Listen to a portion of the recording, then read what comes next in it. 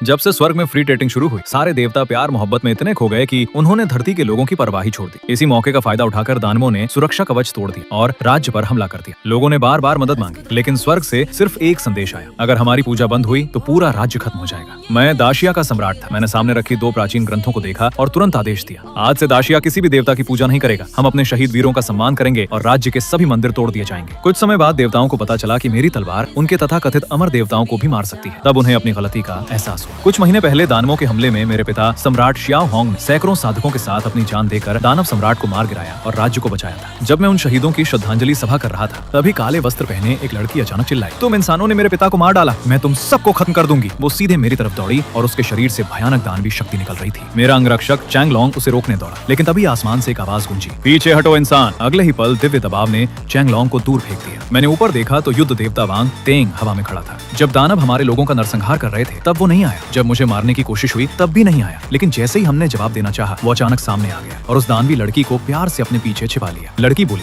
Teng, मुझे लगा था तुम मुझे छोड़ चुके हो। वांग तेंग मुस्कुराया, चाहे स्वर्ग और धरती टूट जाए, मैं तुम्हें कभी नहीं छोड़ूंगा। फिर उसने मेरी तरफ देखकर कहा, शियाओयान, मेरे प्रिय पर हाथ उठाने की हिम्मत कैसे हुई? मैंने लड़की की तरफ देखा। उसकी दानवी शक्ति बिल्कुल उसी दानव सम्राट जैसी थी जिसे मेरे पिता ने अपनी जान देकर मारा था। मैंने तंज कसते हुए कहा, तो इन महीनों में आप अपने राज्य को छोड़कर प्रेम कहानी लिख रहे थे? लिंगशी गुस्से में बोली, तुम्हारे पिता ने मेरे पिता की हत्या की थी तेंग, मैं इसे मरते देखना चाहती हूँ। वांग तेंग ने शांत स्वर में कहा, तुम्हारे पिता ने दानव सम्राट की हत्या की, इसलिए तुम अभी लिंगशी के सामने घुटनों पर बैठकर माफी मांगो, वरना आज पूरा महल मिटा दूंगा। मैं हल्का सा हंसा और बोला, पहले मेरे सवाल का जवाब दीजिए, जब दानवों ने हमारे लोगों का कत्ल किया तब आप कहाँ थे? हमने स्वर्ग में अनगिनत संदेश भेजे, लेकिन कोई नहीं आया। उस समय आप किसी जरूरी काम में थे या अपनी प्रेमिका के साथ इतने व्यस्त थे कि अपने लोगों की चीखें सुनाई ही नहीं दी। मेरी बात सुनते ही वांग तेंग का चेहरा उतर गया और लिंगशी गुस्से से कांपने लगी, लेकिन मैं रुका नहीं और ऊंची आवाज में बोला, मेरे पिता ने हजारों लोगों की जान बचाने के लिए अपनी जान कुर्बान कर दी।